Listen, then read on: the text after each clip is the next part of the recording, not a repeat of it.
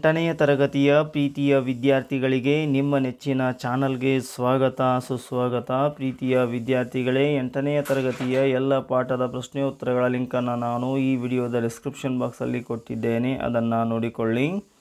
ಇವತ್ತು ನಾವು ಅಧ್ಯಾಯ 14 ಅರ್ಥಶಾಸ್ತ್ರದ ಅರ್ಥ ಮತ್ತು ಮಹತ್ವ ಈ ಒಂದು ಪಾಠದ ಪ್ರಶ್ನೋತ್ತರಗಳನ್ನು ಚರ್ಚೆ ಮಾಡ್ತಾ ಸಾಗೋಣ. ಇಲ್ಲಿಯವರೆಗೆ ನೀವು ನಿಮ್ಮ ನೆಚ್ಚಿನ ಚಾನಲ್ ಆಗಿರುವ ABG ಸ್ಪೋಕನ್ ಇಂಗ್ಲೀಷ್ ಕ್ಲಾಸಸ್ಗೆ ನೀವು ಸಬ್ಸ್ಕ್ರೈಬ್ ಆಗಿಲ್ಲ ಅಂದರೆ ಈ ಕೂಡಲೇ ಸಬ್ಸ್ಕ್ರೈಬ್ ಆಗಿ. ಅರ್ಥಶಾಸ್ತ್ರದ ಮೂಲ ಪದವು ಗ್ರೀಕ್ ಭಾಷೆಯ ಓಕೋಸ್ ಮತ್ತು ನೋಮೋಸ್ ಪದಗಳಿಂದ ಆಗಿದೆ. ಮೌರ್ಯರ ಆಸ್ಥಾನದಲ್ಲಿದ್ದ ಕೌಟಿಲ್ಯನು ರಚಿಸಿದ ಗ್ರಂಥ ಅರ್ಥಶಾಸ್ತ್ರ.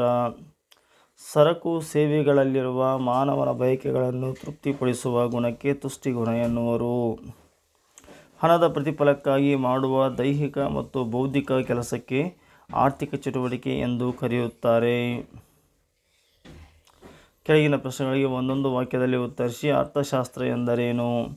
ಮಾನವನ ದಿನನಿತ್ಯ ಆರ್ಥಿಕ ಚಟುವಟಿಕೆಗಳನ್ನು ಕುರಿತು ಅಧ್ಯಯನ ಮಾಡುವ ಶಾಸ್ತ್ರವೇ ಅರ್ಥಶಾಸ್ತ್ರ. ಅರ್ಥಶಾಸ್ತ್ರದ ಪಿತಾಮಹ ಎಂದು ಯಾರನ್ನು ಗುರುತಿಸಲಾಗಿದೆ? ಅರ್ಥಶಾಸ್ತ್ರದ ಪಿತಾಮಹ ಎಂದು ಆಡಮ್ ಸ್ಮಿತರನ್ನು ಗುರುತಿಸಲಾಗಿದೆ.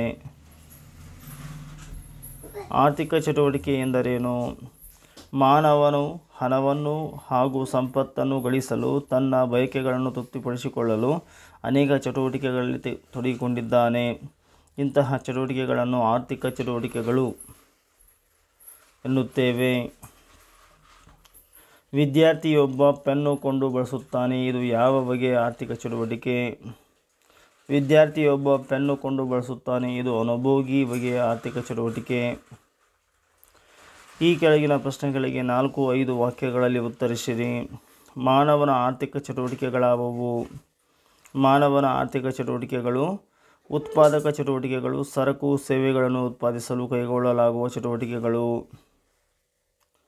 ಅನುಭೋಗಿ ಚಟುವಟಿಕೆಗಳು: ಸರಕುಗಳು ಮತ್ತು ಸೇವೆಗಳನ್ನು ಉತ್ಪಾದಿಸುವುದು ಹಾಗೂ ಬಳಸಿಕೊಳ್ಳುವ ಮೂಲಕ ತನ್ನ ಬಯಕೆಗಳನ್ನು ತೃಪ್ತಿಪಡಿಸಿಕೊಳ್ಳುತ್ತಾನೆ. ವಿನಿಮಯ ಚಟುವಟಿಕೆಗಳು: ಉತ್ಪಾದಕರು ಅನುಭೋಗಿಗಳಿಗಾಗಿ ಸರಕುಗಳನ್ನು ಉತ್ಪಾದಿಸಿ ಅವರಿಗೆ ತಲುಪಿಸಲು ಮಾರಾಟದ ವ್ಯವಸ್ಥೆ ಇದೆ. ವಿತರಣೆ ಚಟುವಟಿಕೆಗಳು: ಉತ್ಪಾದನೆಯಿಂದ ಬರುವ ಆದಾಯವನ್ನು ಉತ್ಪಾದನೆಗೆ ಸಹಾಯ ಮಾಡಿದ ಅಂಗಗಳಿಗೆ ಹಂಚಬೇಕಾಗುತ್ತದೆ.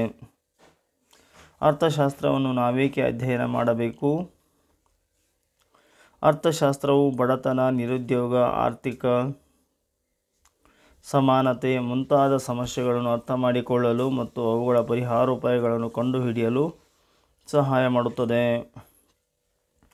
ನಮ್ಮಲ್ಲಿರುವ ಮಿತವಾದ ಸಂಪನ್ಮೂಲಗಳಿಂದ ಅಮಿತವಾದ ಬಯಕೆಗಳನ್ನು ತೃಪ್ತಿಪಡಿಸಿಕೊಳ್ಳಲು ಮುಂದಾದ ಆಯ್ಕೆಯ ಸಮಸ್ಯೆಗಳು ಎದುರಾಗುತ್ತವೆ.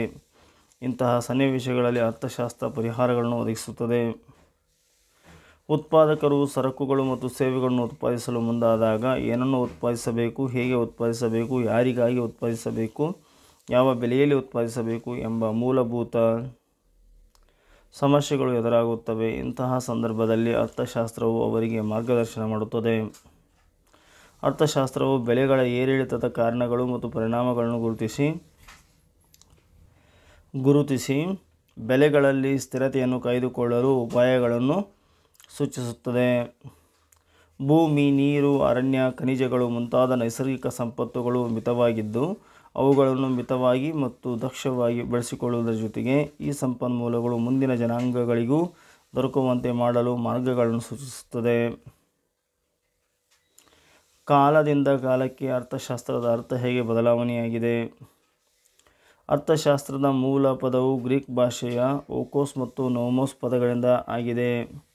ಇದರ ಅರ್ಥ ಗೃಹ ನಿರ್ವಹಣೆ ಎಂದರ್ಥ.